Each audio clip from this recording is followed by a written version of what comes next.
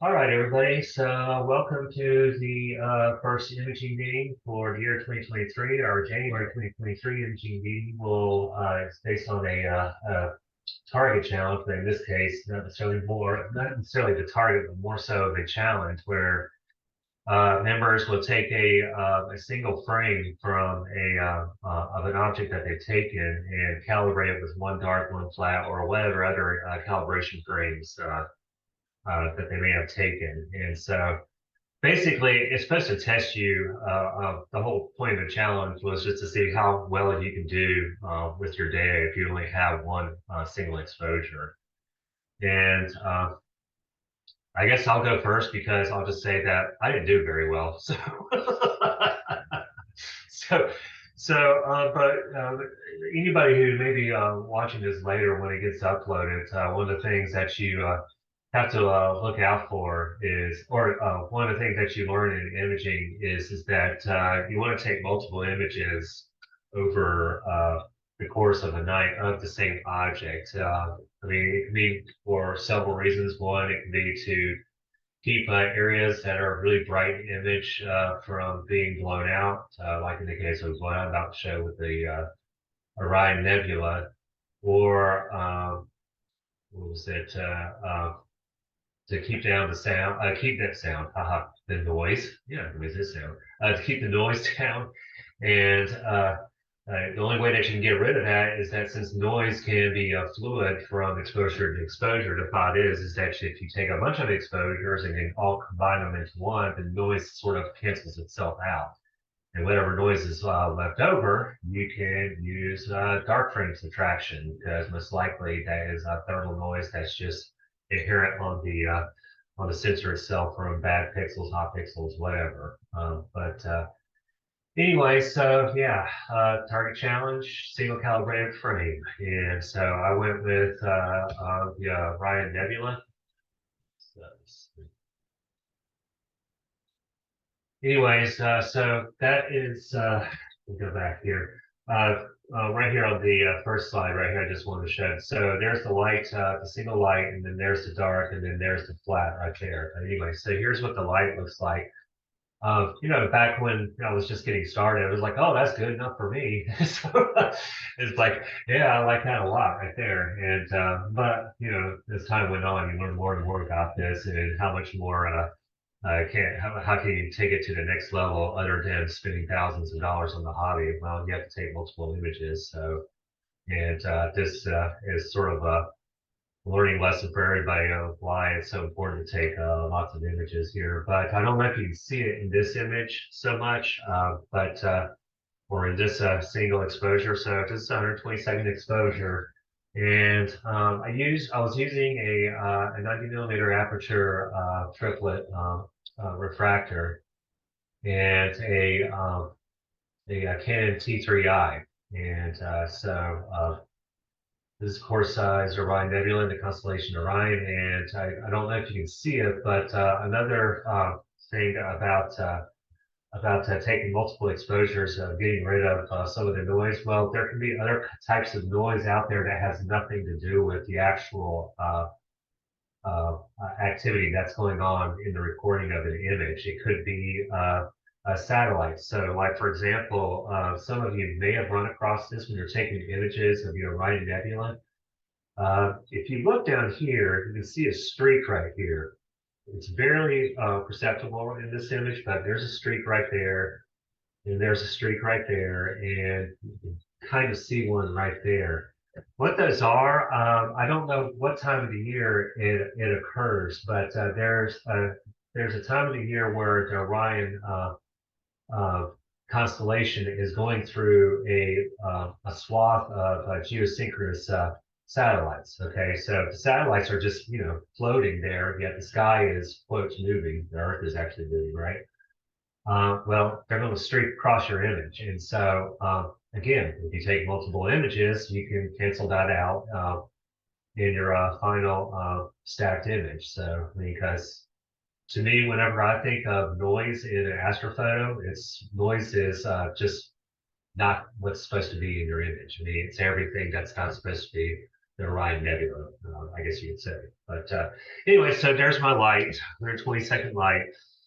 And there's my dark. So I did stretch this a little bit just to emphasize all the noise that you can see in a dark frame that you may not be readily visible if you just like put it into like PixInsight, Photoshop, or whatever. And but those are all the bad pixels. But see, that is from one dark frame. So so who knows what other noise was going on in the frames before this and after this. But one thing that I can point out here, if I'm looking at it correctly, let's see.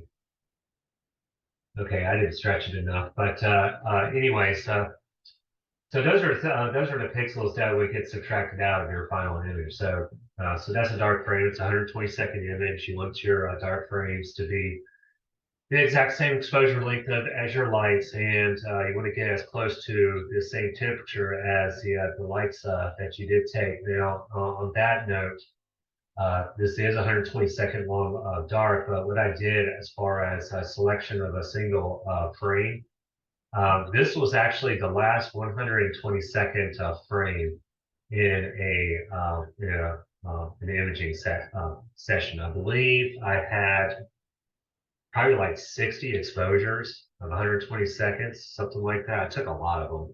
And but this was the last light frame that I took, whereas this is the very first dark frame I took. So I was just like, okay, well, keeping things equal, the temperature here for this light frame was probably about the same as when this dark was taken a few minutes later. So anyway, but yeah, what's your exposure, or excuse me, your dark frames to be the same length as your exposure and about the same temperature. Anyways, moving on.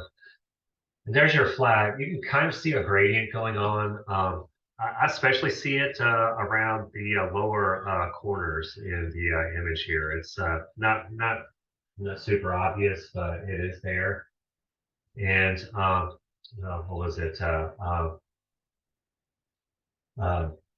You can kind of see like how the shades get a little bit brighter as you go to the middle. And so that's exactly what happens. You get the light falling off of the edge of the image. And if you don't get rid of that, then you just have this like really bright gradient radiating out from the center and then to the corners. But anyway, so yeah, there's my light, my darks, my flats, and then finally, there's my calibrated image right there.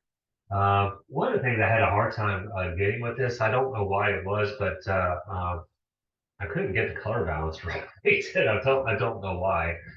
But anyway, you could probably see just a little bit more detail in this image right here. This is just taken straight out of PixInsight as far as just barely stretching it, fixing it so that you can see it how it would look if it was about the same exposure length as a 120-second single frame. But anyways, but that's what it looked like. And then when I go to process it, that's what I get. Okay, so I got more to show up, but you can see how noisy the image is because this only was from a single exposure. Now, had I taken more than one exposure, all this graininess that you see in the dark, in what would be the blackness of space, is the way I would call it.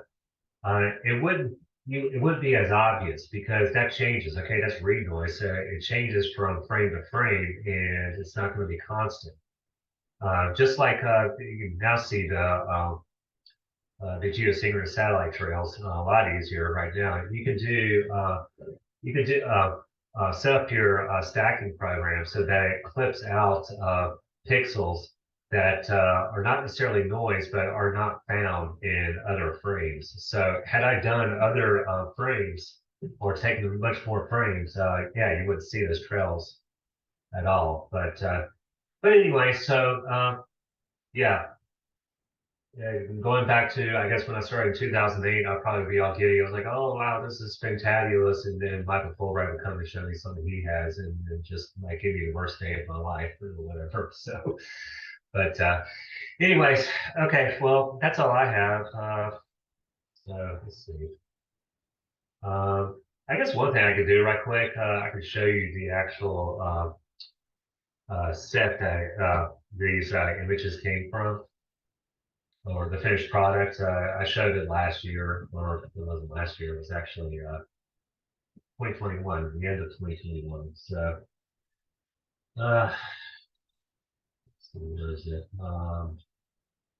While you're pulling it up, Chris, one thing you pointed out, for anybody who's using a DSLR, if you hadn't looked at the temperature of your sensor, I had a SL2, Canon SL2 I was using for a while, and Nina would grab the temperature of the sensor and I could write it to the file name.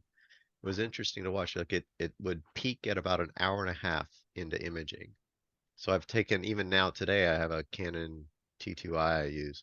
I will image for about at least an hour, and then I'll take my darks because the sensor's warmed up for the rest of the night. So, Okay, yeah, all right, yeah, and that, it doesn't matter what the ambient temperature is at the time. It's always going to peak after an hour. Is that what you're saying? yeah, while I was doing the testing, it was bench test in my study, but my theory and assumption is that it doesn't matter because it's all relative. Yeah, yeah. I mean, yeah, you would have like more noise, like say, like if you were like I don't know, if you were like the dead of midnight on an unusually hot evening, let's say I don't know, like upper 70s, it would peak to temperature X, whereas if you were to go out to what is it another night that would be 68 degrees. It would be in the case of that relationship would be negative 10x, something like that, degrees. Okay, okay, I get what you're saying. All right, I'll stop rambling. But anyway, let's see. So just to put myself on a high horse to show to prove to everybody I am capable of such better things here. So this is where that signal frame came from. But there's a lot more going on in this picture because, like I said, you probably in some cases where you do have um, brighter sections of your images, you will want to do a separate exposure for exposure set or stack for areas that may be too bright. And so, in the case of the Rhine Nebula, everybody probably already knows that. And you want to do an HDR composition where you can see some detail in the core there. Even this one's a little blown out, but for me, taste-wise, I wanted to show it just a little blown out. But you want to pick up the fader things, and you have to do longer exposures for that. And so then you make a composition of an HDR in whatever processing program you use. Also, to disclose, this wasn't all taken from my DSLR, obviously. It would never look this fantabulous with my DSLR. This is also combined with hydrogen alpha data that I took with NASI 183. And then I just put it on top of it as a witness. So, anyways, I don't know if I'll ever return to this nebula now because I think I've to the limits of what I can do with my imaging equipment right now. I don't know. There's supposedly protoplanetary disks in there, so if I ever get like a 20 something inch RC, maybe I'll go after the coordinator and look for them. So, but okay, that's it for me. Who'd like to go next? I I'll could, go. I don't care. or go ahead, John. All right. Let's see. Let me see if I can do this. Where am I? With this stupid preview things. I'll just share the whole desktop. I'll like clicking around with it. Oh my god, I got to open system preferences. Hold on a second. Stupid. Give me a second. Almost there. That's okay. I'm Oh, it's gonna make me quit and reopen. Let Do me see. Hold on. Let me try again. See if it'll do now. It may actually take it. there. It is. Wow, that looks a lot better than mine did. Okay. So this is a single exposure, 30 seconds, Pleiades. I actually forgot to apply a dark to this, so it's just processed. So, yeah, this f2.8 Newtonian I've got can really gather some light in a hurry. So, but yeah, that it came out. I was pretty pleased with how it came out. I'll show you guys what it looks like with the full stack as well. I did an update to the new image. Yes. Yes. Okay. So you can see this was out of the same set. That one was just one of the subs, one of the highest quality subs. But you can see there's just so much more detail in this 116 30-second subs. But I know that's not the point of this, but it does illustrate what you were saying earlier about, improving the signal to noise and getting more of the detail. But strictly speaking for this, that is my submission this week for this. So that is what I got out of it. I've got a fair amount of detail. It's a little muddier, as you can see, but otherwise not bad. So there you go. Well, I mean, you can always post because you showed me this picture earlier, but have you? I haven't looked. Have you posted your finished product on the? I posted on I haven't posted it on Discord, if that's what you're talking about, but I posted it. I sent an email to Groups.io the first go round of the finished product, but I've since reprocessed it. So, Okay. but yeah. So, All right. so that's my image. So, ta-da. Okay, fantastic. You'd like to go next? I don't mind. All right, go for it, Dave. All right. And you know me, I'm slower than everybody else with getting the shares up and everything like that. This was my single frame. Is that showing up? Yes. Yeah, that was it. It was not a great evening. It was, and I've got a lot of light pollution out in my front yard. So that was a 16-second exposure. And then I went ahead and processed that.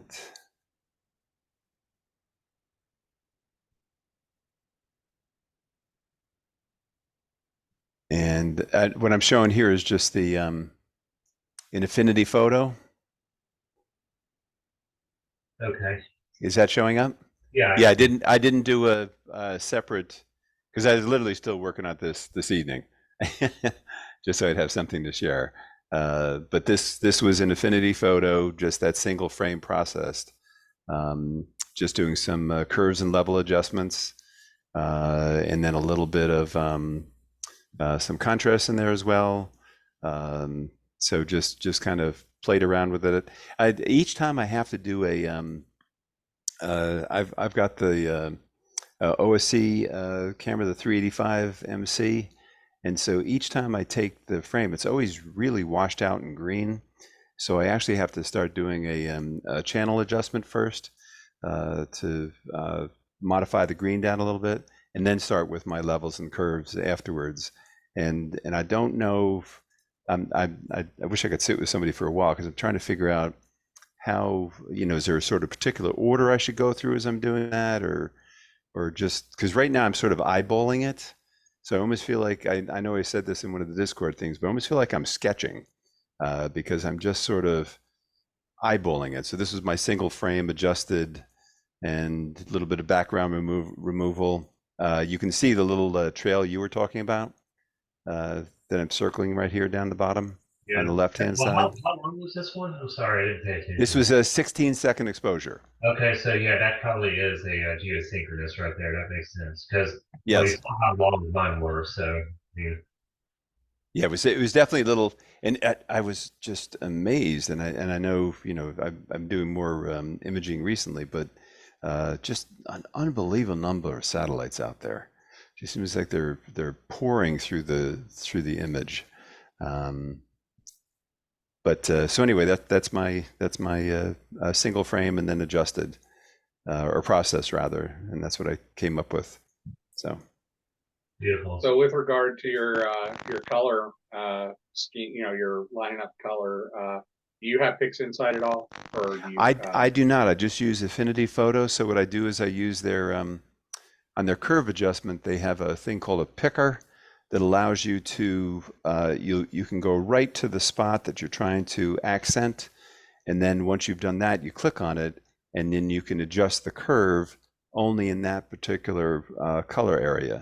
So that's what's allowed me to kind of move some of that around. And then for the channel adjustment for the colors, I just eyeballing the histogram. So I look to, I do put a little sampling out so I can see, what the readings are in terms of the info for the color readouts. But I do it more based on sort of the overlap of the histogram features of the RGB, because the green is just, it's if you see some of the earlier images, they're almost solid green. So yeah, before I started using SPCC and PixInsight to do the heavy lifting on that, what I would do is I did it in Photoshop mostly, but or in histogram transformation in PixInsight, I would align the peaks of the individual channels to where they all lined up, and that seemed to get pretty close for the color. And I don't know if that's a bad way to do it, but that's what I used to do. Yeah, I kind of just I'm adjusting the histogram image for each of the colors so they overlap as closely as possible. So if that, I think that's similar to what you did. That's what I did. Okay. Yeah, except I always made sure the peak lined up. Yes, good point. Yes. Another way that I'm depending on the picture, I'll do it differently, or whether I'm adjusting background or foreground. There's also you can adjust to the edges. So I'll adjust to the left edge of the histogram, especially for doing backgrounds, because typically I'm going for a more neutral color in the background, though not always. Yeah, I mean, that's a reasonable strategy. And do you know why it's so green? It's the RGGB. Yeah, okay. The camera itself is set up for visual. The sensor was developed so that it could look both at daytime images as well as the astrophotography images. So the sensor was intentionally set up because just in terms of how we process things, we see a lot more in the green in the visual images. So they doubled that one up in their little barometrics. So that's why it's so green to start with. And I didn't know if there was a better way. Yeah. Go ahead. I didn't know if there was a better way to adjust it. Somebody talked about, oh yeah, that's been a problem, and they found a way to do it, but I haven't found what exactly that one is other than what I do, because I just take the levels and I literally, move the little diagrams around until it's sort of even. Yeah, every camera I've done, astrophotography or otherwise, has always been an RGGB sensor. Okay. I think that's normal. Two greens, a red and a blue on the sensor. I think that's the norm. I could be mistaken. It's the placement of them that does change in some sensors, but I believe they're always. I have a Canon T2i. It's GBRG. Oh. At least when doing. I don't remember where it was. Yeah, no, I think it's general use. Yeah, I think you're right. I believe my Canon T2i, it's GRBG or RGB, whatever, RBG. Yeah, it's weird. I have it on a sticky note on my monitor. Because every once in a while, the auto VNG will mess it up. I've also found that when I'm doing my first captures, that because you use Sharp Cap, and if I just use the inferred strategy for the stacking, it tends to somehow, whatever it gathers, it's not doing the RGGB. So I always have to adjust that manually as I'm getting ready to stack. And even with the single image, because I added in the dark and the flat, I went ahead and adjusted that to the RGGB, which is the one for this particular camera. And as you said, many cameras. So something I read about it said it would be like there may be better options, but it would involve changing the entire industry. So that's not likely to happen. But they said there may be better options out there for the creation of the sensors. So, wherever that's worth. But that's that. And and then monochrome with filters.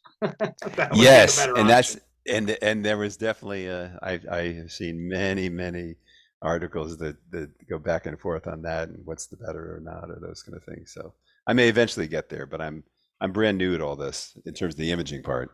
I've been watching the skies forever, but the imaging is less than a year from me, so I'm getting there.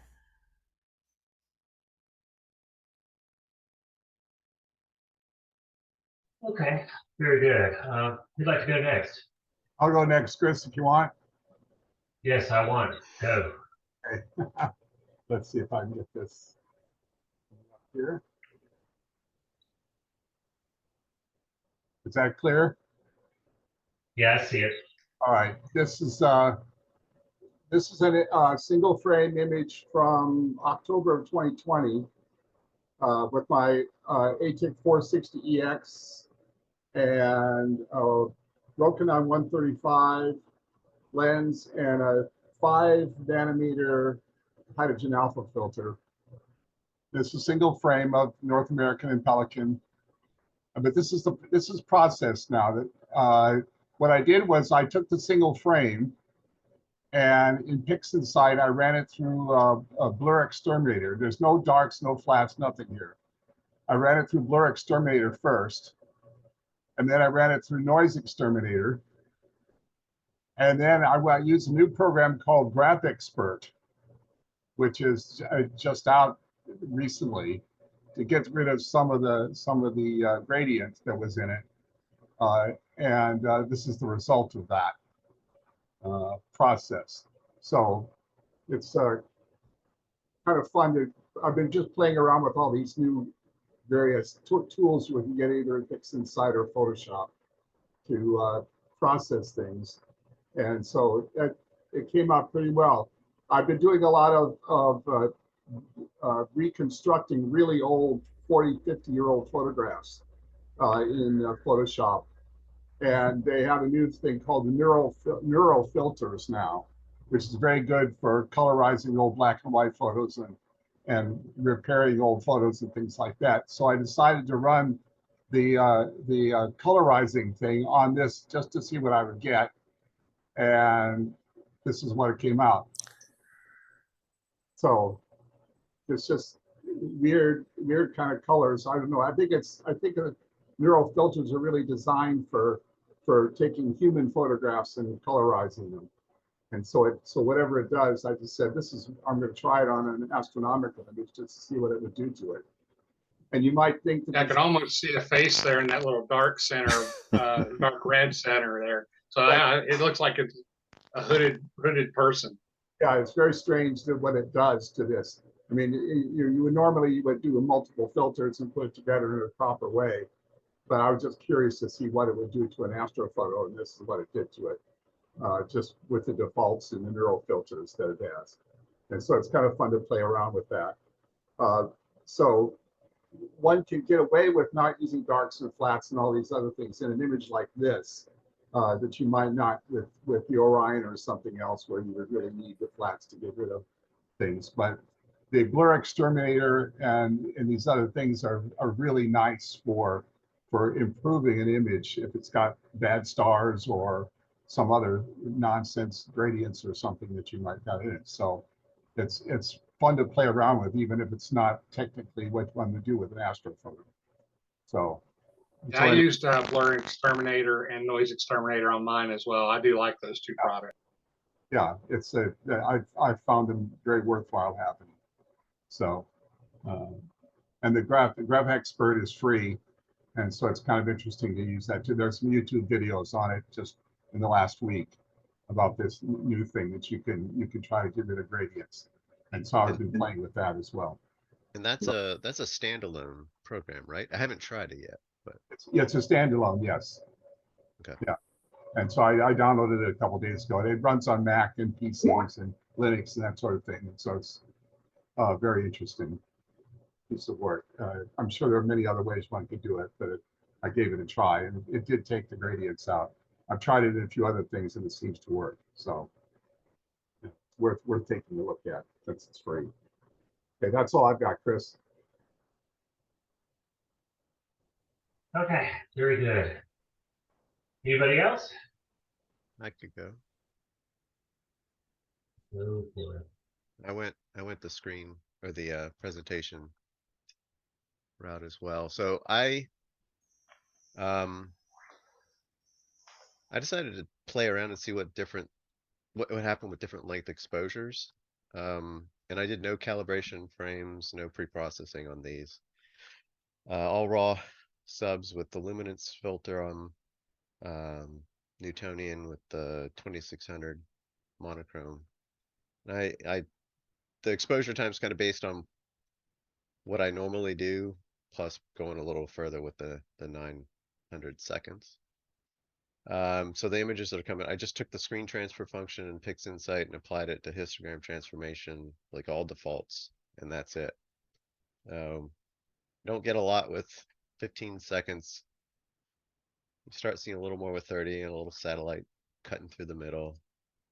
120, so 2 minutes, 5 minutes, 10 minutes, then 15 minutes, and you start really seeing vignetting showing up because I didn't have any flat correction.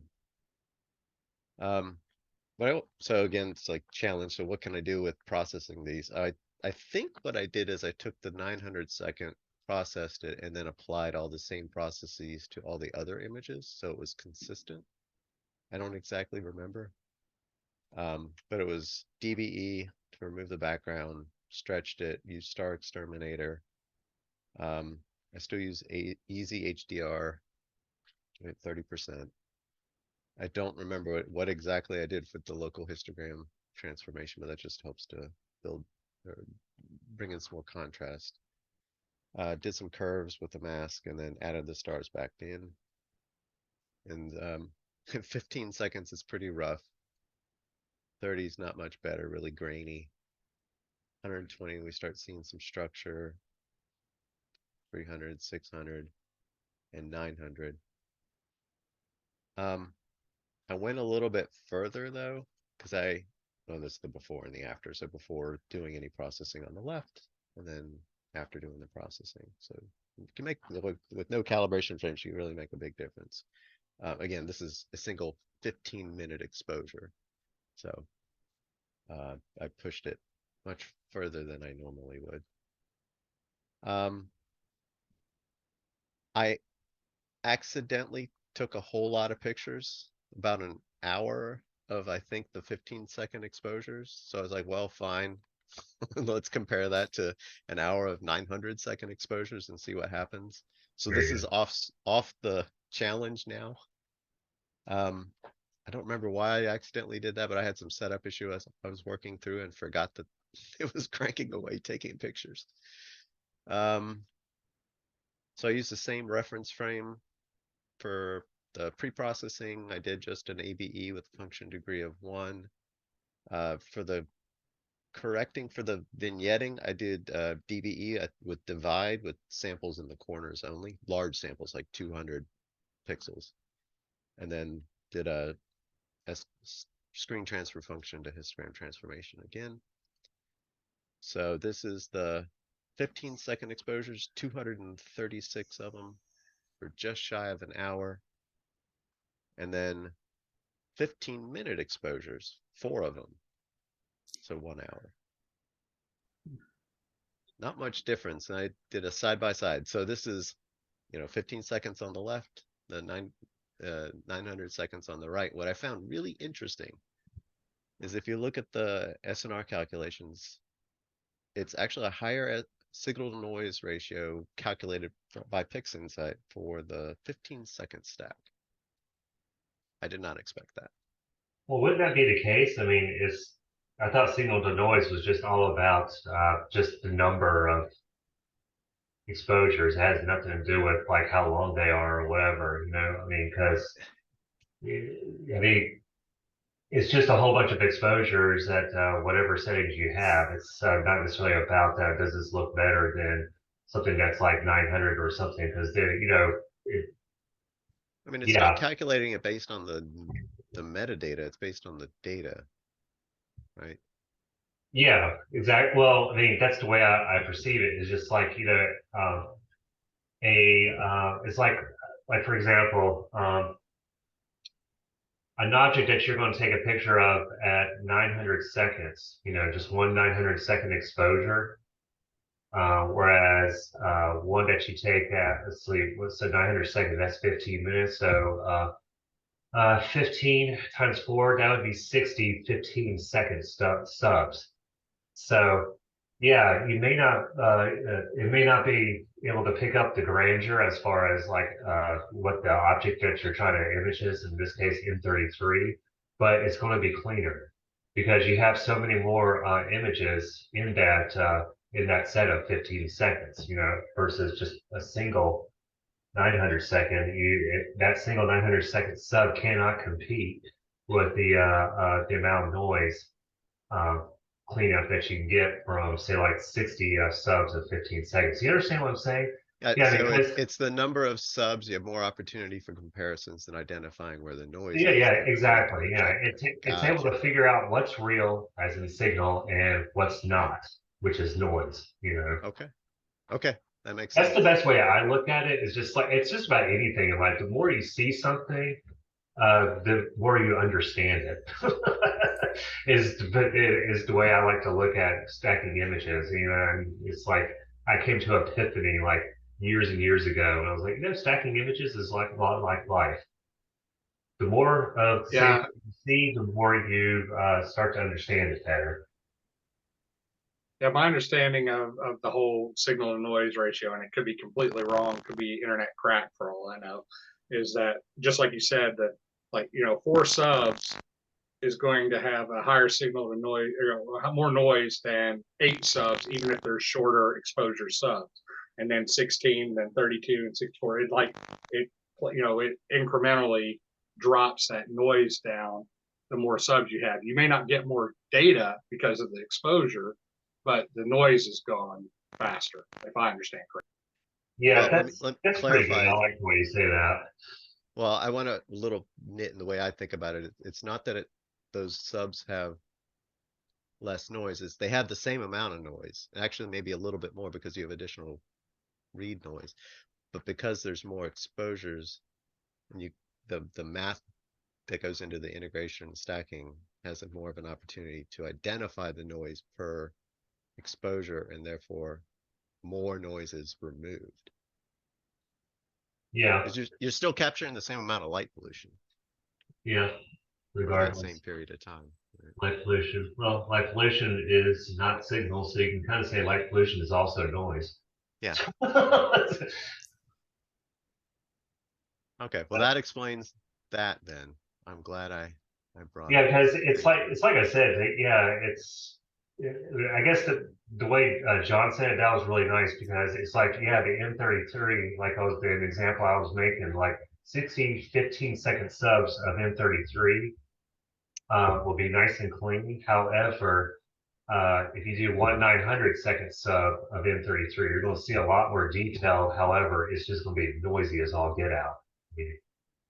Yeah. The best comparison you can do in that kind of relationship that we're talking about is to do 60 subs at 900 seconds, which I don't know. Go for it. I don't know what's the. Enjoy that lost evening, right? That's a lot of Yeah, time. exactly. Um, Do you have like a finished product from all that? yeah, well, Or you it's an have earlier anything? one. Oh, okay, all right. Yeah, so I used the luminance and a little bit of RGB. It's just shy of 3 hours for that. Yeah, that's really nice. Wow. Keeper.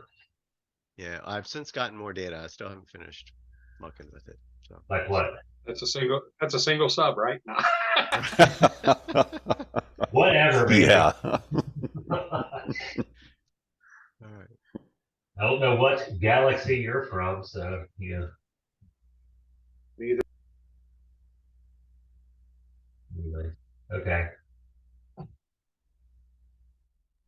All right. Anybody else? So I can go. Okay. Let's see. Or hear you.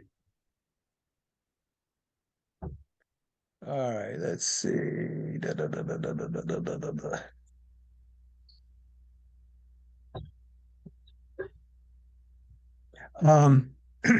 I haven't participated in a couple of years, mainly because I'm just not around or near a computer. But I've got hundreds and hundreds of hours of captures, and God, I didn't even know what to select. So I'll just show what I've been doing lately, and that is the Comet. So I've been doing about 90% of my work from my house, and I've had pretty good luck. I've actually devised a way to remotely shut off some street lights, and that has worked out very well over the last year. And can't really do LRGB, but I tried it a couple times and got reasonable results. It took some more processing to get something decent, but I've been doing mostly what I want to say narrowband. But so the Comet, this is just a can everyone see this? See, Uh, gray. I It's see a a- blue gray screen. You don't see it? Oh, No. shit. All right. Well, I already sorting that out. I definitely want some info on that street light process you got going. Yes. You- When I heard that, I was like, yes, please tell us Yeah. what you did. Well, the only reason I can do it, hold on one second. Let's see if I can unpause this thing. The only reason I can do it is because they switched the lights to LEDs, and the LED lights are 26 volts. I could not do it with the, they had what were they, high pressure discharge? I get them mixed up, low pressure, high pressure. And I couldn't work with that voltage because it was too high, but I'm an electrical engineer. So I built a couple circuits for 2 street lights, and I just, from my house, I have a little remote and it just turns them off. And when I'm done at the end of the night, I turn them back on, and there's no one around because I'm in a community. So I still can't figure out what's going on here. Okay, so you rewired the street lights. That's awesome. No, both street lights have an access panel at the bottom. That's the only way. That's the other thing that's the only way you can do it. And so I pull off this little plastic panel, and everything I need is right there. Let's see, please. I see it now. I see an We image see it now. now, Michael. Okay, so this isn't great. Of course, this is a one-shot camera. It's my 183 ASI 183, and on my Canon 200 millimeter prime, and gosh, it was I think I did 60-second exposures, and I'm guiding. Actually, I guided on the stars, and I think I got an hour and 15 minutes worth of data. But I'm planning on doing LRGB. I just have to go to a dark site. I'll probably go out to Hal Woods since it's a green zone, and I have a couple friends that live out that way. I'll probably just camp out there and just hang out there. But anyway, so everyone can see that, right? Mhm. Yeah. Yeah, I think what's happening is you got a window dragged over the top part of the image that you're sharing. Yeah, That's so what it looks How like. do I get rid of that? I mean, we can see the comment just fine though. At least I can. Yeah. Yeah, it's just All right. the So I top got to get third of back the to, image. yeah. So anyway, the goal right now is just to get that comet, since humanity won't be around in 50,000 years. You know, we'll be a distant cosmic memory by the time it comes around again. So I thought that, what the heck? So, is anyone else working on the Comet? I want to, I just haven't been able to. Yep, every time I can. Same here. Yeah. Yeah. So anyway, I had some other images, but I can't. Oh, here you go. So here's a little, can anyone see that? Mm-hmm. Yeah. Okay. Yeah, So this is just hour, 10 minutes, everything put together. And I've been, the last couple of years, I've been using an ASI Air Pro, which I love. I have kind of weaned myself away from Nina, though I do still have it, and I update it and just to see what they've changed on it. But the ASI Air has been so just pleasant to use, and it's getting more and more powerful with each update. That's my setup. Nothing special. I got my original Atlas mount, and I don't need to use my big Atlas because there's just not a lot of weight there. But everything's automated. Focuser, everything. And so I can set up, a plan in ASI Air, and it can do its thing. And I sit inside. I don't even remember the old days of sitting out in the cold. I don't have to do that anymore. And the last two images, someone was talking about a Canon T2i. I've tried to convince folks getting started in imaging that they don't have to spend $2,000 on a camera that does one singular thing and nothing else, because they don't know where they're going to be in a year. And, you could spend all this money on the camera and lose interest. So this was a image that I captured with my T2i that I paid $250 for, and then paid an additional $175 to have it full spectrum modified. This is just lights stacked, I believe, 180 seconds by 45. No flats, no darks, no bias. This was out in Lewisburg. This was also out in Lewisburg, and same deal, Canon T2i.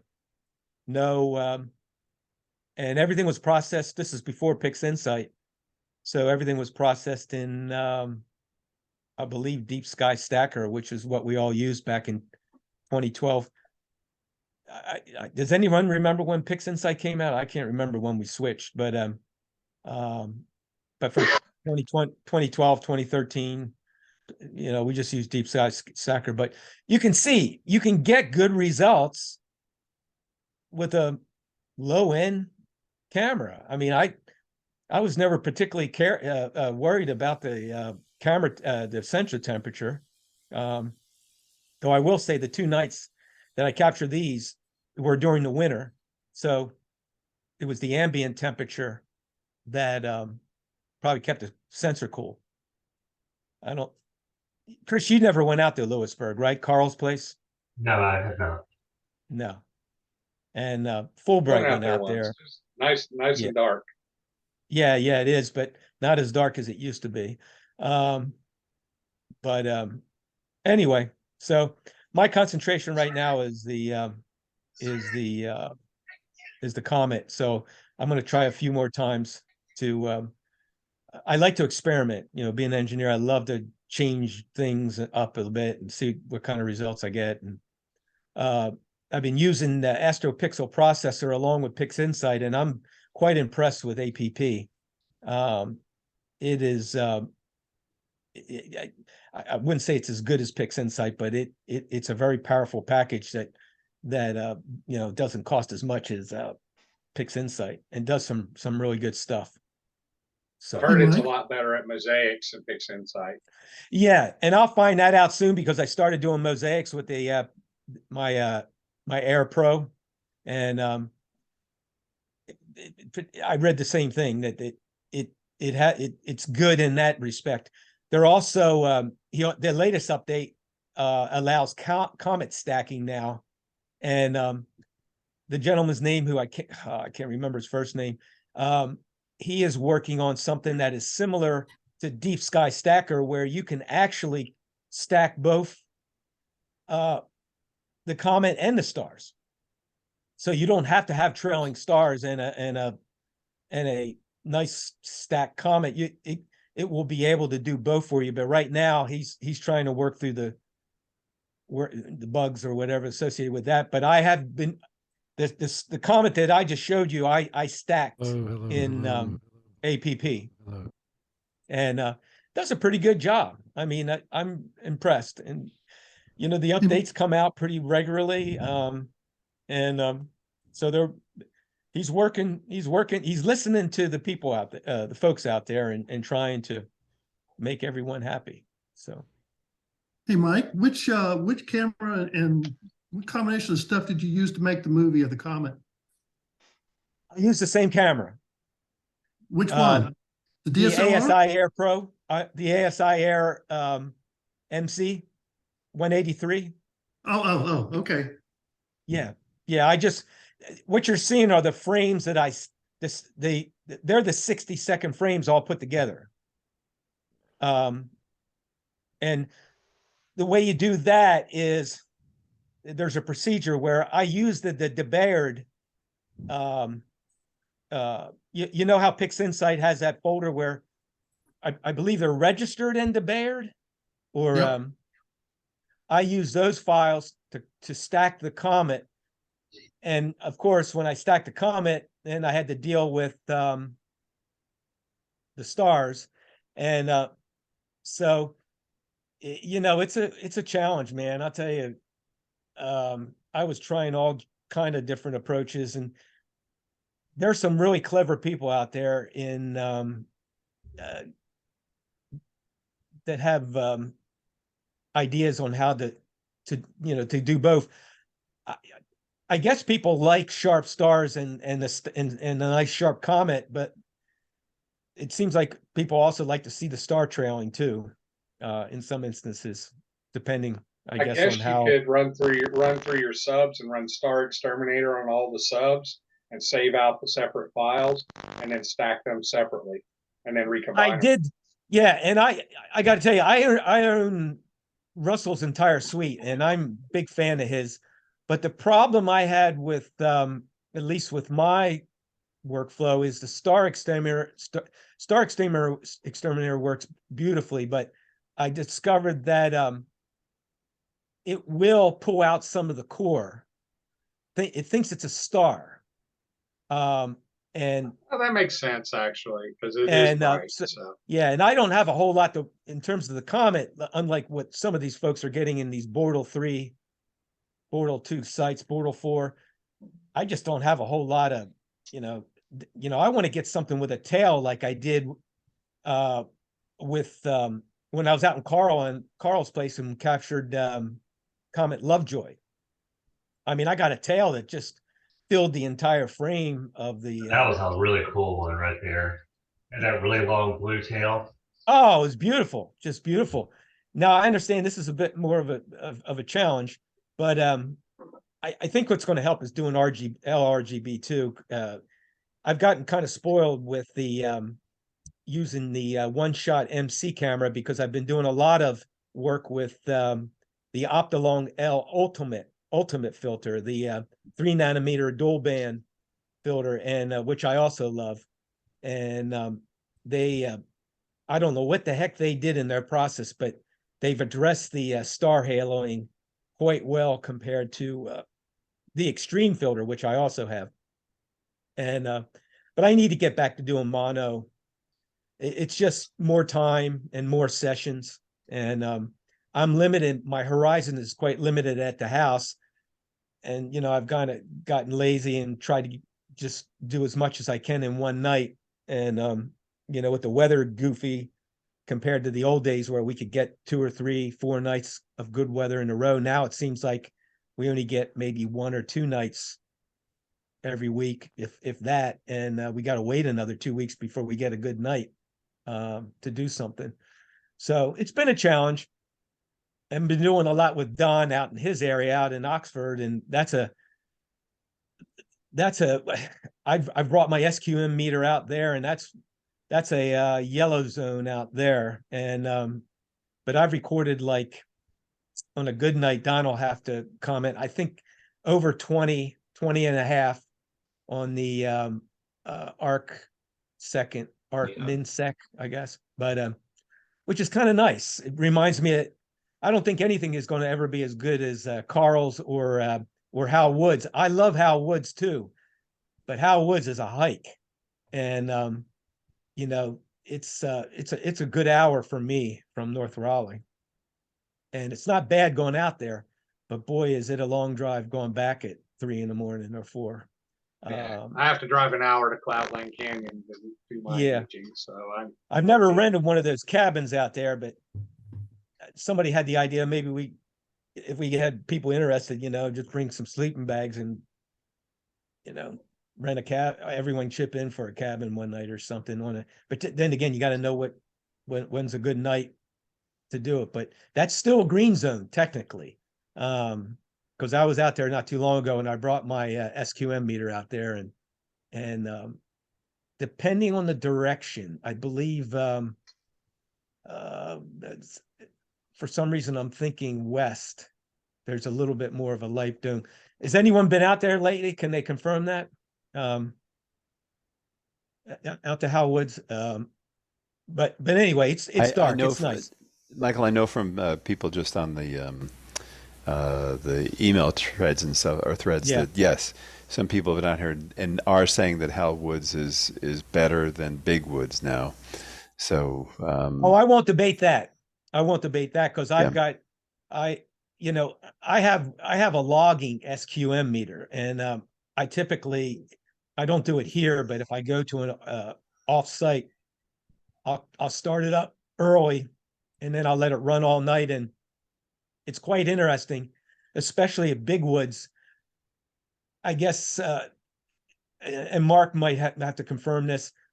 It seems like as we approach midnight, and it's confirmed in the data, it might be that big mall area down there. Maybe they're throttling back on lighting and stuff, but now there's new developments out there, and I haven't been out to Big Woods in over 2 years, so I don't know much what's going on over there. Now I am going to go to Three Bears tomorrow night.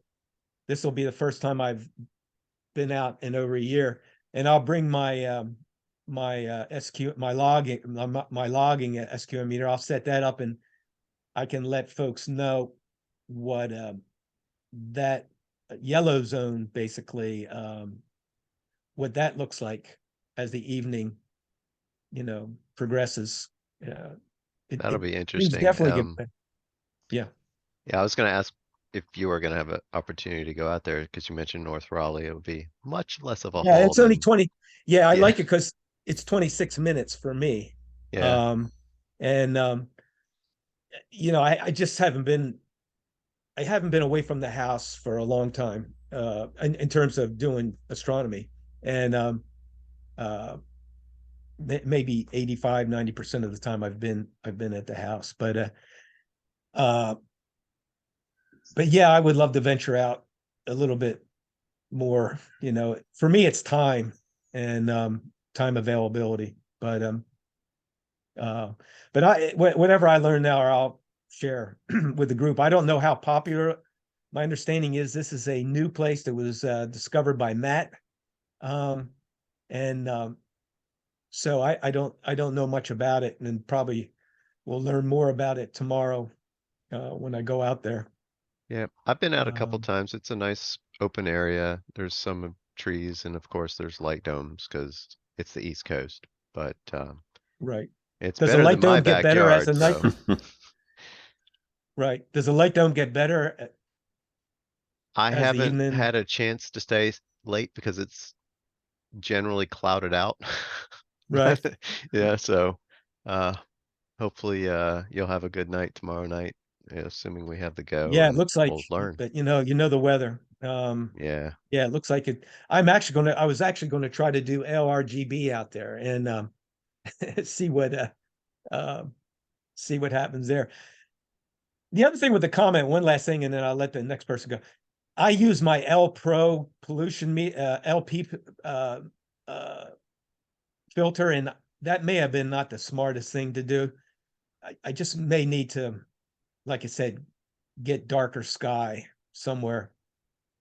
That may have affected some things. Not totally sure, but I was actually hoping tonight that we were going to be able to grill Johnny, because I don't know if you saw his image yet of the comet. It was incredible with ion trail and the whole bit. And I was just so curious to find out what he did and how he got it. So another yeah, time. where was he when he got it? I mean, right? I think just at his observatory, his house. Okay. Yeah, that's where I was. Can you hear me now? Oh, Johnny, yes. Yeah, okay. Yeah, you can't see me, but you can hear me. Okay. Yeah, what's Well, the location of that? It's 10 miles east of Fayetteville. Yeah. In Stedman. Yeah, that's a nice area. It's a Yeah, I wish I was out Bortle, there. Bortle 4 is my Yeah, backyard. yeah. So. Oh, absolutely. Yeah, I'm would gonna expect. I'm gonna try it again tonight, and also on the image that Naveen was talking about, I used the RASA, and I used the broadband LPR filter made for the RASA, Right. which is probably is about the same as your L Pro, Michael. But, Yeah.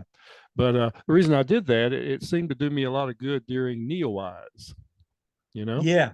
Yeah. So that's the reason I put it in there, and I still don't know what I'm going to do tomorrow morning. I don't know if I'm going to take it out or leave it in. Yeah. But so you think you can get good results with the filter? Oh yeah. Yeah. I got the best. I got the best local NeoEyes pictures of the apparition from here with the filter. Now I did better. Right. I did better on Grandfather Mountain with the RASA without the filter. Right. But that's 5,300 feet. So I'm, but I use it a lot here, and it seems to darken the sky considerably. That's good. That's really good to know, because one of the things I'm itching to try is to pull out my Edge 11 with Hyperstar, which is 560 millimeters, f3-ish, I guess. That would be a good length for this comet right now. Yeah.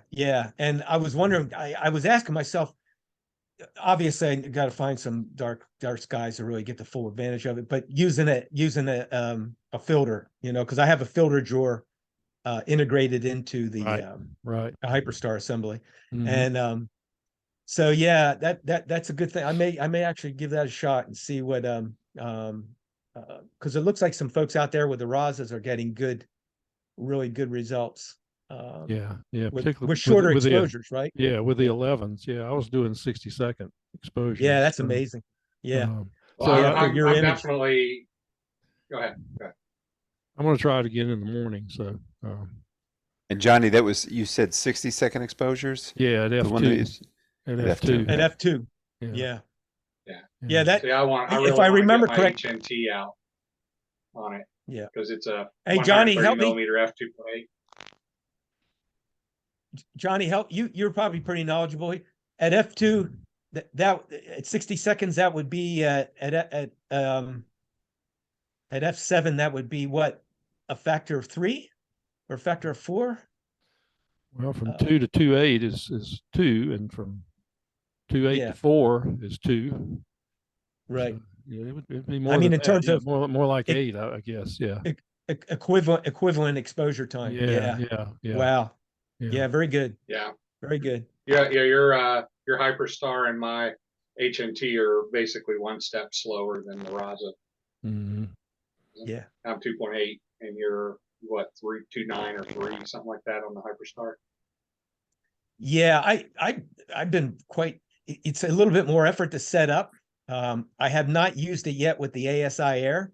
But I've talked to a couple of people who have similar configurations, and they say, I'm worried about the plate solving and stuff like that, because the ASI Air plate solves beautifully, and like I said, it's been a really good experience for me personally. But I used my my HNT with the ASI Air, and it works great for me. Yeah. Yeah, some people have problems with the plate solving though, depending on the focal length, but anyway. But that's it, guys. Okay. Right, beautiful. Okay, did anybody else have anything to show, present? Single calibrated image processing? No? Okay, well, I guess that does it for well, the actual subject matter. Does anybody else have anything they want to show as far as new material that they've collected since the last time we met? Chris, can I just say something real quick? Yeah, I sure. really appreciate this challenge because going at a single image helped me really think about my workflow more. So I enjoyed it. It was definitely a good thing to do. Well, I don't take all the credit. Naveen came up with it Well, originally. whoever came up with it, Yeah. it was That makes sense. Yeah, it's like another, we talk about target challenges and see what you can like your crab nebula, see what you can get out of crab nebula. And like, no, just try other things. Like this was a processing challenge, not really a target challenge. So, but anyway, okay. Does anybody have any images they want to show since last time? Well, Been a while. I'll show one, Chris. Okay. All right. And let's see. Did that come up? Yep. Okay. Yeah. Crab nebula. Yeah, I took this on December 17th from my backyard of the Crab Nebula. Is using my 94 millimeter, which is 640 millimeters. It's I had to crop or blow it up by 1.43x, and this is with the UV-IR cut filter, and it represents 63-minute exposures for 3 hours in that. And I like about it, I was able to, pick out some of the, you can pick out some of the red filaments in that, even at this this scale and that. And sky conditions are like Bortle 5 where I am. Yeah. Looks nice. beautiful. Yeah, you can see the filaments easily. Yeah, and then I'll show one more because my processing skills have improved. I showed this before. I took this in beginning of March, and Mike's been helping me out too, and that new software, Gray Expert, worked well with this, and I guess somehow I got my flats straightened out, and this worked out. Being taken on March 2nd, it was in the southwest, which is, you get the light from Raleigh, and it's starting to dip down into the west. So there were some challenges in that, but We're still seeing M1. If you were, yeah, okay. you're probably sharing a window and not a screen. Okay. I'm sorry. Okay.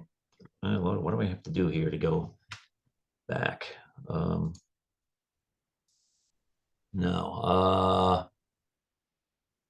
What would I have to do to get out of this now? Probably stop sharing. I don't know. Yeah. There you go. Usually at the top. And then let me go back to share screen again. Okay. Now do you see it? Oh yeah. Horse head. Okay. Yeah, very good. Yeah. So Yeah, that looks great. yeah, for that's 63-minute exposures for 3 hours, and it turned out okay. There's a little bit of star elongation. I had the focal or the field flattener wasn't adjusted. The back focus wasn't adjusted just right, but it doesn't look too bad in that. But yeah, that's what I have to show. What I got a couple more. Don, just real quick, what camera are you using? That's the ASI 294. Okay. Color. Thank you. Mhm. John, tell them what your refractor. What was your refractor again? Did you? I'm sorry. Yeah, that was a Brandon Vernon Scope Brandon refractor that I bought back in beginning of 1989. It's a classic. 1988 actually, and it's an early. The triplet is a cemented triplet, and it was a prototype to the that would soon come out used in the astrophysics. They're faster refractors like the 7 and F65 or whatever. And again, it's it's not meant for astrophotography, and I had to pull my hair out. There's a lot of things that I had to play around with to get that to work, but it seems to be working out. And Mike's helped me. I bought the ASI Air Plus, and I've mounted that on it, and also my other telescope, and bought an iPad. So it makes setup, since like Mike and I, we have to set up all the time. We don't have an observatory, and it's a pain in the neck bringing a your laptop and the extra cables and a table and a box to put it in and everything else. It's and it'd be nice also to get out of the cold if I'm taking images from my house and that. Do you? I think you were having some issues earlier with the mount, and we converted it to belt drive. That's right. Yeah, that was yes. Do you think that? Do you think that has helped? Yes, it has. More in the deck. Right. And, yes, it has made some difference. I've made some other changes. I had a larger guide scope on it, and I was concerned about the rigidity of that on the mounting, so I went with a 32 millimeter, 122 millimeter focal length with the ASI 120 MMS, and it works well, and it's more compact, and I was able to mount the ASI Air Plus in line with it, so there's no imbalance in deck. So it's worked out well. And your mount is a Sirius Gen 1, correct?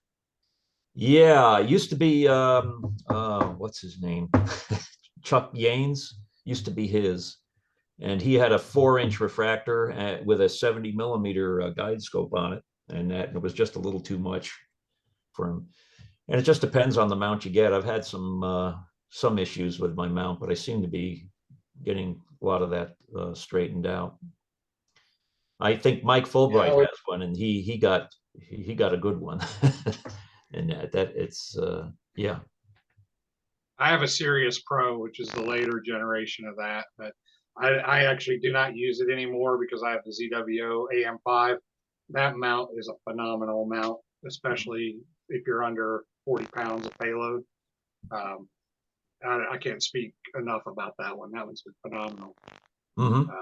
I don't even have a counterweight bar on mine, and I run it just fine. And I get I get like 0.50 RMS guiding. But that's very good. Yeah. Yeah. What happens, John, if you lose power? It locks. It's got a built in. When the power goes automatically off, you can hear locks? Okay. Yeah, you can hear the relays release or whatever. I guess power keeps them open, and they clamp down when power's lost. Yeah, it's got a break in there. Yeah. Yeah, if you and there is no manual. You cannot release those harmonic drives at all to manually move them. You have to do it with power. They don't move without power. Right.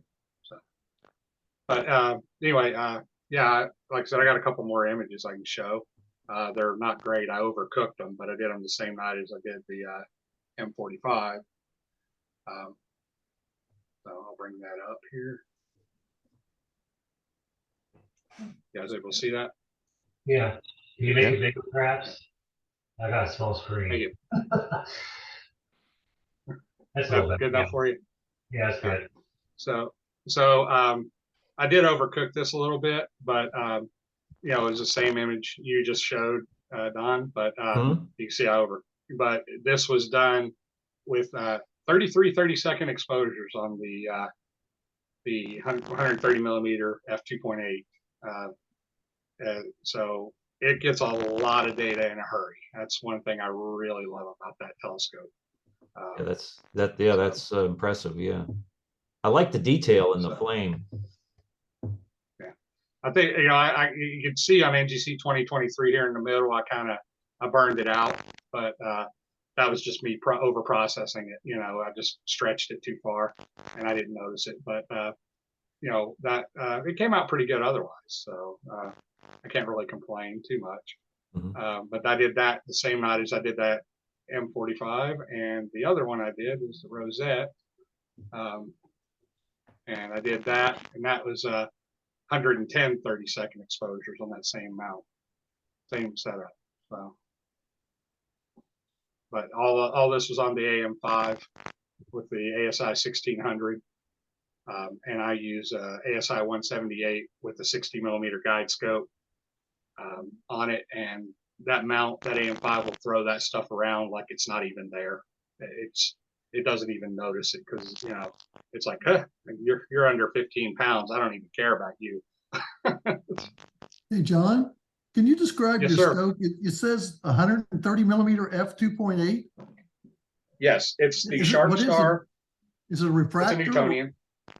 Newtonian. Okay. Yeah, that's why you can see this, you know, the diffraction spikes. If we go back, you know, well, let's look at you can see them really clearly here. You can see the diffraction spikes there, you know. Oh yeah. Okay. Yeah. So, but yeah, it's you know, it's got a corrector built into it. So, and it does have a back focus requirement on the focuser. I can go 55 millimeters without a filter, or 56 millimeters if I do have a filter in there. So it's similar, you know, back focus. It's a little more lenient than the Hyperstar, I think, and the Rasa, but it still has a back focus requirement. I have a filter drawer in there, which I don't use unless I need to.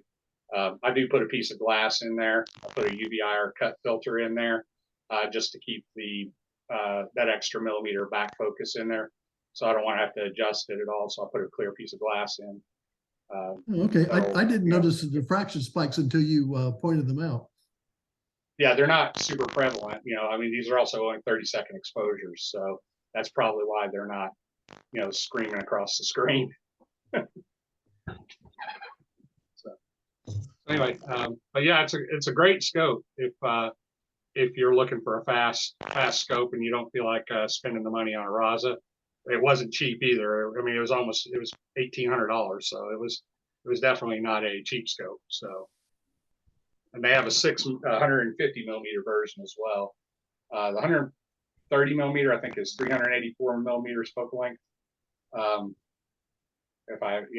think that's right, 384, and the 150 is like 460, I think, something like that.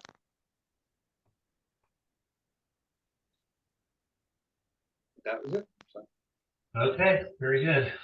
Anybody else? Sure. Give me a sec. Here we go. So this is with the 150 PDS Newtonian, the ASI 533 MC, and the L Extreme filter, 6 hours on this guy, Crescent. I think I've taken a long time processing some stuff. This was taken back in September, apparently, looking at the AstroVin right now. This one was fun. This is a mosaic with the 150 PDS and the ASI 2600 mm in show. It was 30 minutes per panel, 10 panels. And I found that we were talking about mosaics a little bit earlier. I've started using the Microsoft Ice image composite editor, and I found exporting as a bitmap and then using ice to put them together works pretty well, but it's not 100%, but it works pretty well for stuff I've done. Can't beat the price of ice, at least. No, yeah, it's great. Free. I have used PixInsight for it. I think it does better when the you can't line it up well in PixInsight. Go to ice. I didn't even bother trying in PixInsight for this one though, but it did a good job. So Helix Nebula, I've got to shoot this between houses, so I didn't get a lot of time. So this is the L Extreme with the 533 MC, about 2.5 hours. I've been wanting to get this for a while, so I'd like to get more time on it, but it's just not super practical for my backyard. I keep coming back to the Iris Nebula.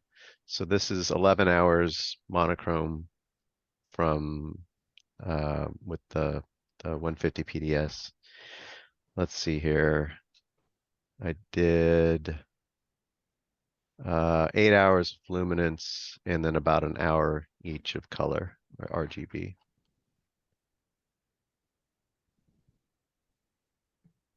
This one I actually want some feedback on. This is a 4-panel mosaic, around, Ryan and Barnard's Loop. I'm not like I want to pull up the loop more, make it brighter, but every time I try messing with it, it's to use your words, John, it's overcooked. It's just too much. I'm pushing it too hard. I may just call it quits with the way it is right now because it's not bad. It's just I feel like I should be able to do more. Oh, and this is with the Canon T2i and a Rokinon 135. Oops. Before I move on, any Are you doing commentary? calibration frames? Yeah. Okay. It turned out fine. I mean, I've been trying to go after this area for a while. I mean, it's just too bright over here. I need to be somewhere darker. Yeah. I'm fairly certain that if because I've been playing with it lately, that I could probably just pull this off. If I get to a dark enough place, I can pull this off with a Star Adventurer, actually.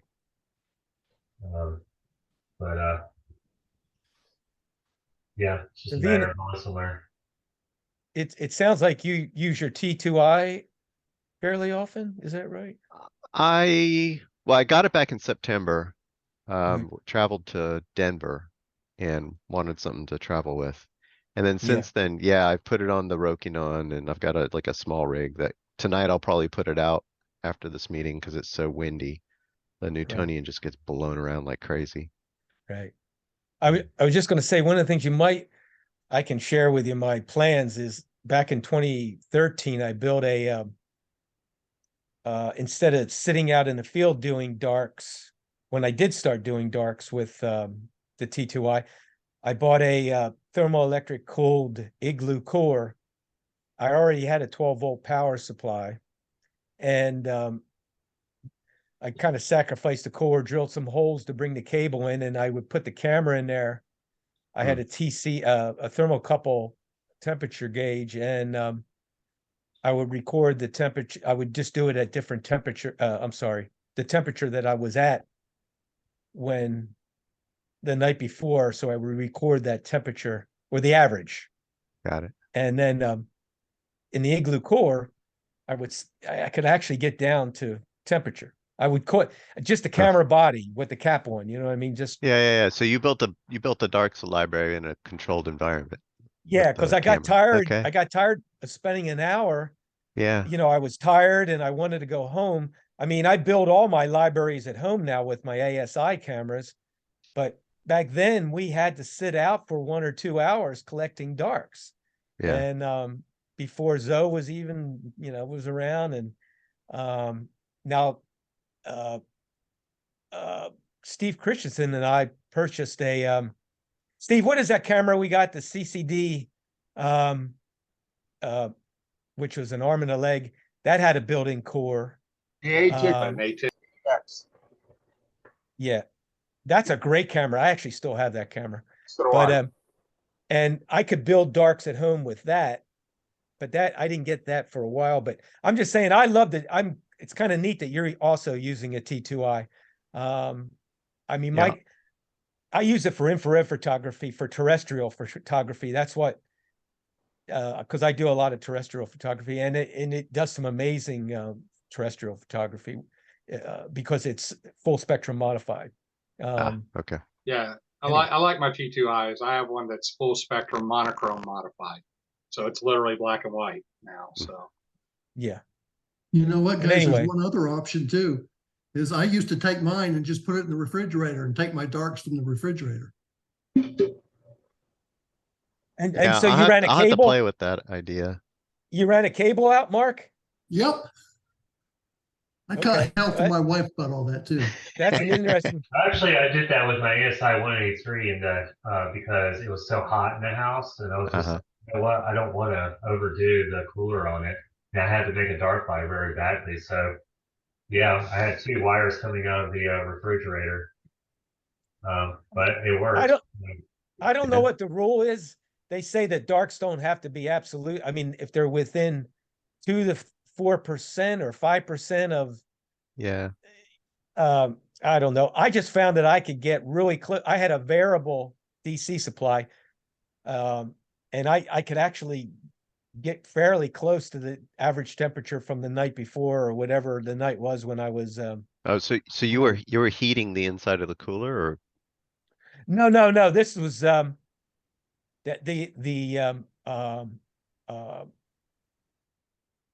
yeah, it could go either way. Right. okay. It could go either way. All right. No, that's a great idea. I'll definitely have to play around with I mean, that it was, because I do record the temperature of the files because it is available, and I just write it to the file name, so I know what the lights were taken at. right. But I would know if what the darks were taken at, and just I've toyed with the idea of doing kind of what you're saying, just get a bunch of darks and then bucket them based on the actual temperature the sensor was at the time, and see what I can Right. build a library out of. But Right. yeah. Anyway, it depends on how much you're using it. We're kind of spoiled now with the ASI cameras. It's fun wide field. Like I like this picture Yeah. and the next Yeah. one, which is it's not a mosaic, but you know, that's a lot of fun. You get a lot of Yeah. stuff in one image, and You like certainly do. You like this certainly do. whole loop of stuff near the Christmas tree over here. Like Right. I didn't. Right. And you kind of inspired me. Maybe I have a Canon 6D MK1 that's full spectrum modified that I don't typically use to do astro, but maybe it might be worth pulling it out and see what it can do on the back of one of my refractors. Yeah. Uh, Well, like so- I'm gonna go to Big Woods tomorrow. I'll take this camera, but I'm gonna have a 20 millimeter Sigma f4.8 or 1.8, I mean. Yeah. I want to just see what I can get from, shooting the Orion area. Yeah. See what Yeah. happens. Yeah, it's amazing. I just got an R6 MK2 mirrorless camera, and oh my God, its ability to run at high ISOs and stuff, it just blow my other cameras away. But I would imagine that would be kind of cool to put behind a refractor too. Yeah. Um, So I mentioned this at the beginning. So this was with my 8-inch Dob in the driveway with the 533 MC 4-panel mosaic on Saturday. A lot of activity going on. Yeah. This one took me forever to process. Let me see, when did I take this? This is with the Esprit 120 refractor at f7. It was taken June through August, about 16 hours. And it took me a long time, frustration of getting the colors the way I liked. So finally able to show it. The Wizard Nebula, of course. And then the Comet C1, 2022 E3 ZTF. This was the first night I haven't managed to get anything. It was two subs, two-minute subs of LR, G and B. So I couldn't do integration. I just did some hacky pixel math. I got a bit of the ion trail. I didn't know what I was doing framing. But then Monday morning, I got a lot more time on it, relatively speaking. Framed it much better. Rotated my camera, which was, I did early in the night. I didn't wake up at 5 a.m. to do this, or 4:30 or whatever. This is about 10 minutes RGB and 34 in luminance with the UVIR cut on the ASI 2600.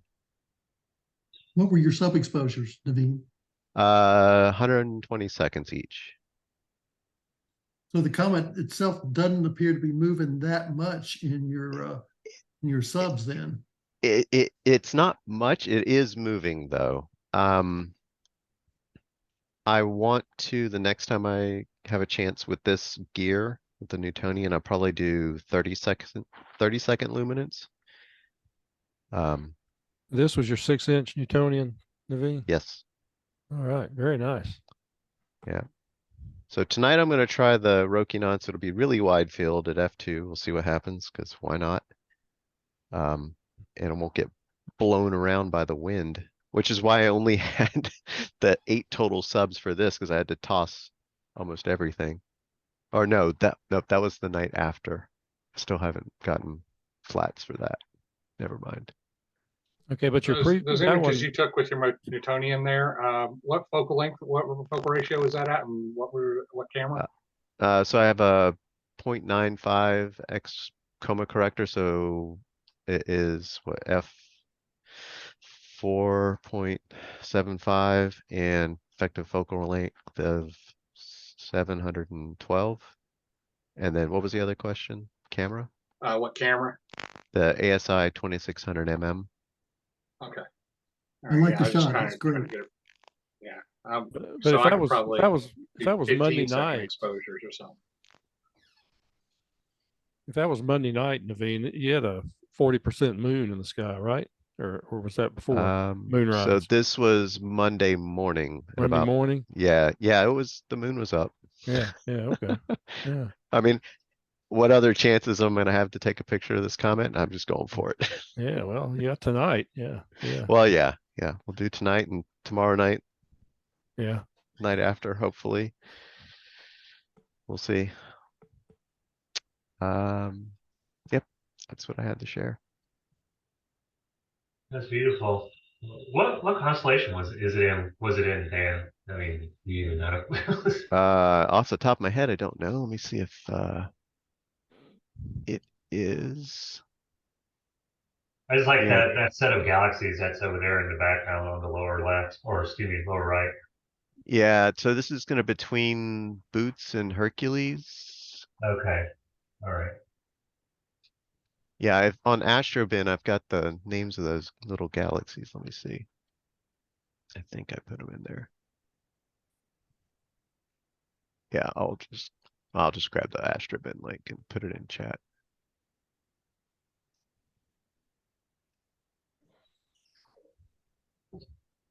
Okay, thanks. Yep. Very nice. Okay. Anybody else? No? Okay, well, I've been distracted this whole time because, well, Naveen wanted to see it, so.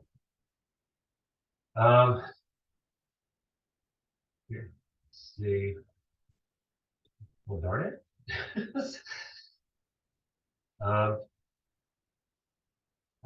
Behave. Thank you. All right, here we go. So there, I've been working on it. So that was, well, let's see. I think this was the 15th. So it was the 15th. Was that Monday? 15th.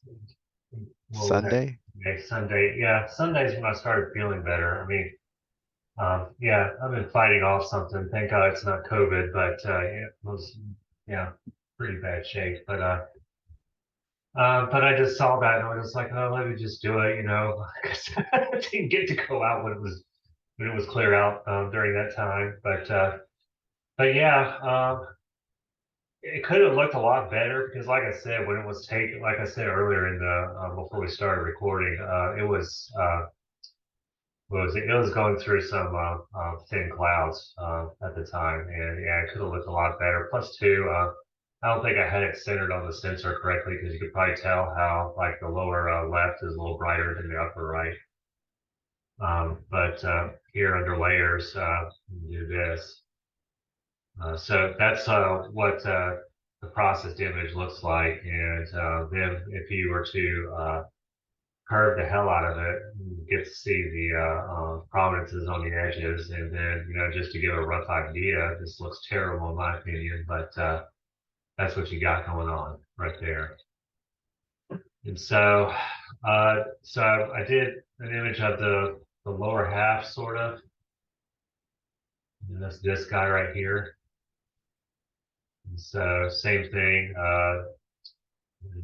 This was all with a oh God, Mike, what's the name of the company that makes our scopes? The solar scopes. What's the name of the solar scope company that we use? That Lunt? Lunt. Lunt. Lunt. Yeah, thank you, Lunt. So it's a Lunt 80 millimeter, and the first one was at 560, which is the native focal length, and then this was with a 2x barless, so that's what 1120. There we go. 1120 millimeters, and but that's the processed image, and then you stretch for brighten it up. So there you go. You get that nice little prominence down there. So that's kind of cool. It's like a little candle. Of course, it's not very. Chris, this is single stack too, right? Single stack. Oh, Yeah. yeah, single stack. Yeah, I'm sorry. Yeah, it's one tuner. Yeah. Yeah, one tuner, right. Okay, yeah. I thought you were talking about going back to the target Packing, challenge. yeah, I was right. like, wow, I wish it were. No. Yeah, no, yeah, it's a single. Was it echelon? Is that how you say it? Pressure Yeah. tuning echelon. Yeah. Anyway, but yeah, and then you combine them. That's what you get right there. So. Did you do any CAK? No, because it was already getting kind of low on the horizon. So I was like, well, let me do H alpha because it looks so spectacular. And as soon as I got everything started coming, and it started getting material, clouds started going over it. And I was like, there's no point in looking at calcium or even white light after this. So I just called it quits. I just did those two that you saw. But yeah, it was like that day, I went on to Gong Solar, and it looked really nice, and I was like, "Wow, let me just go out there and get it." I pushed myself to go out and do it, and yeah, it was fun times. And I Those still look have great. I still have my little Ioptron mini tower. It's a really old tower. I don't know how much longer it's going to last because the actual remote that goes with it, it loses GPS on it, and for whatever reason, the way that it's laid out, when it loses GPS, you have to manually enter the date and time on it because it just, for whatever reason, it forgets, and it puts itself back to 2003, New Year's Day 2003. I don't know why it does that, but it does. So, which is kind of strange now, because now I think about Ioptron wasn't even around at that time.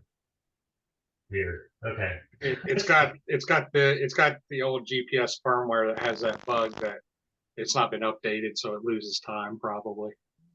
Yeah, well, yeah, just put it in manually. It has the onboard clock, so it knows what time of day it is. But otherwise, yeah, you have to put it into date constantly. And so, but who cares? I got what I needed out of it. Okay, that's all I had to show. Anybody else? No? Okay. Hey, Chris, Yeah, go ahead. I was just going to say, let me show a couple. They're not here though, unfortunately. A couple people PM me about the L Ultimate filter, and I have two images I was going to just show if that is all right with you. Yeah, sure, go for it. Let's see, where are we at here? All right. Oh, you can't see that, I guess, right? That's correct. Looks like it's acting like it's got a window. You can't see that, right? Yeah. No, it looks like you're trying to show us the What flame, about that? flaming star. No. This is odd. I don't know why it's doing that. I've never seen this before. Yeah, I've got it. I've not seen I've this seen yellow, this kind of behavior with WebEx, but not on. but I've never seen this yellow frame before.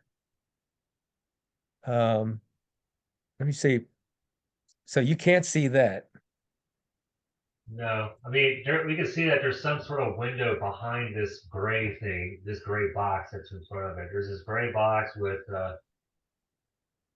diagonal lines. Is Right. it an app that has like a Oh, pop-up? there. Well, you see that. You see your menu there with all your. It looks like it's probably the Zoom client overlapping it or something. Okay, but you see the images there, right? Oh yeah, yeah. We See the definitely thumbnails, yeah. All right. Do you see that? No. So when I open it up, it goes away.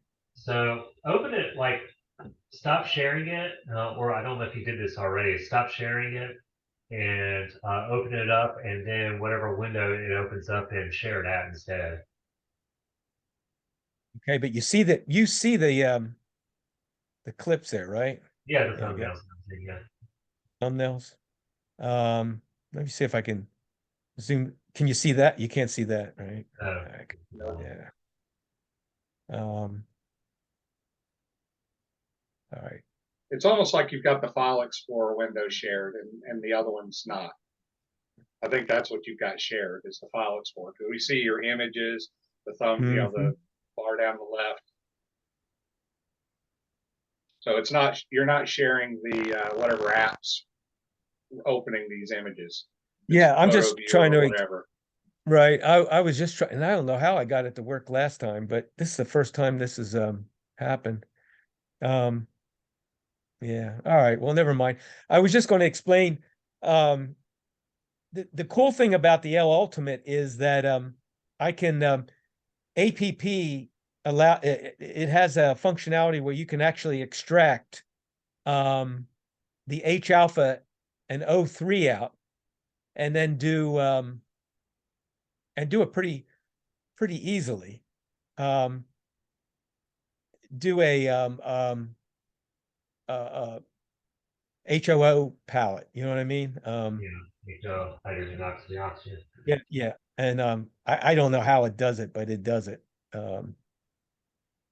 So anyway, all right. Well, that's about it for me. Okay.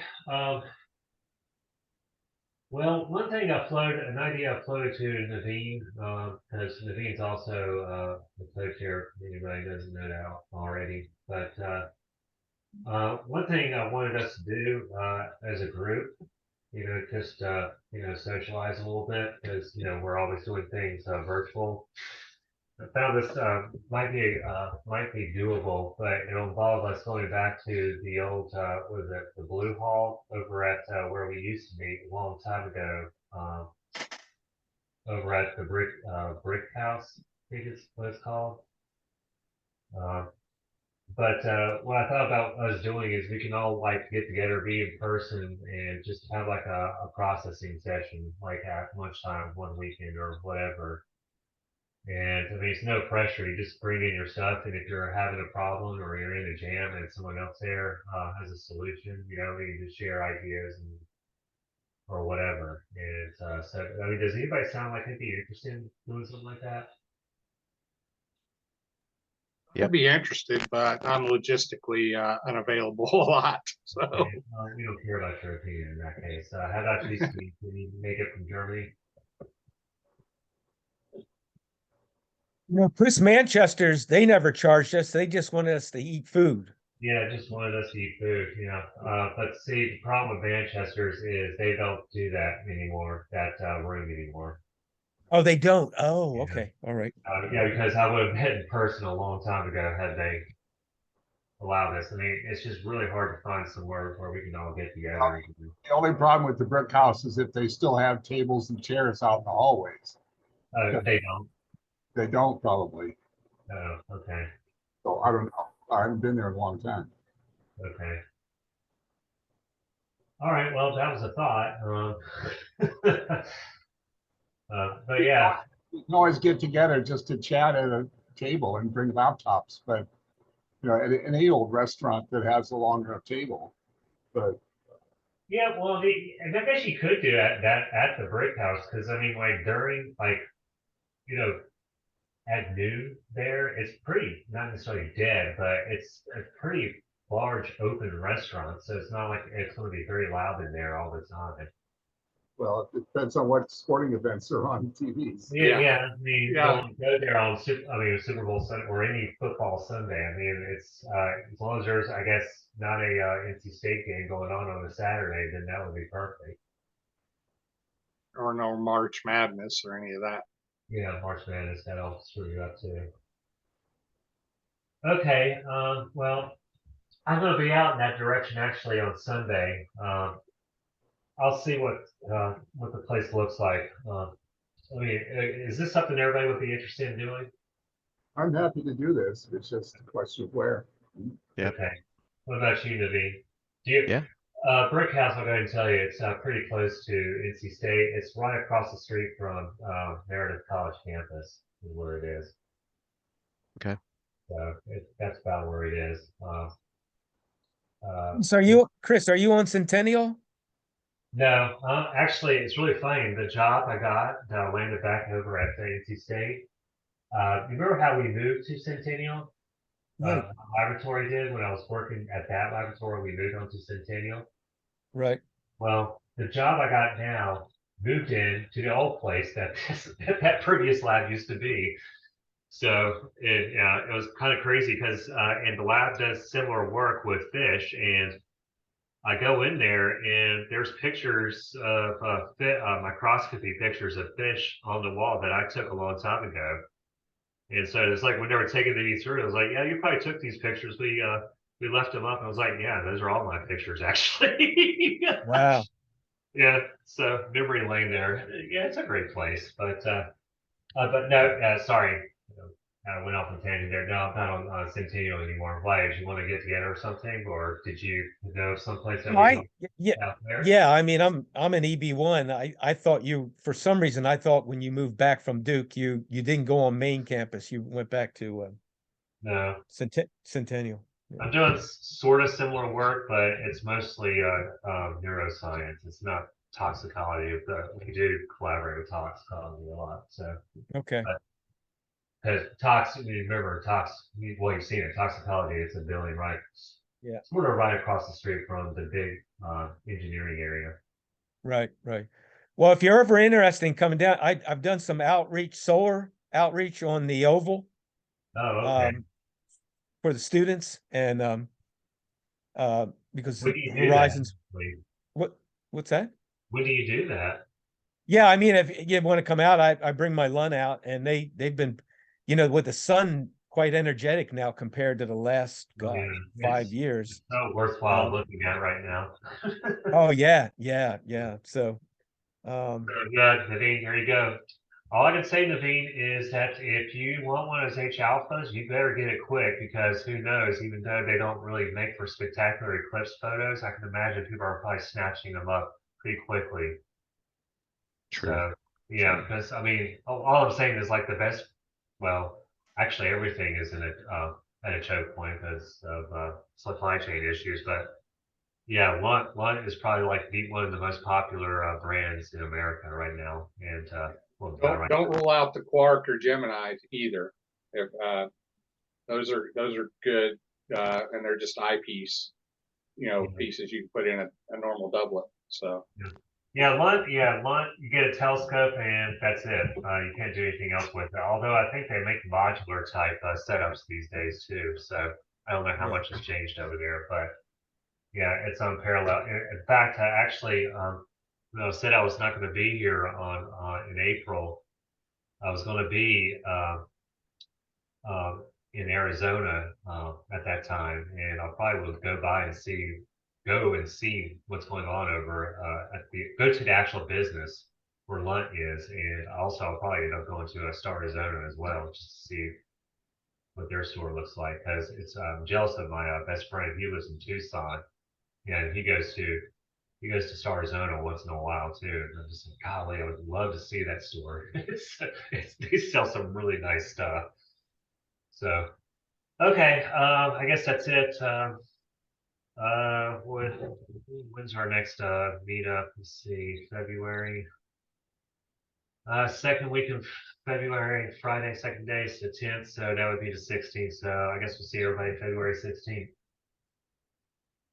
So, All right. All right. Take care, everyone. Good night. Hey, Yep. have a good one. Yep. Take care.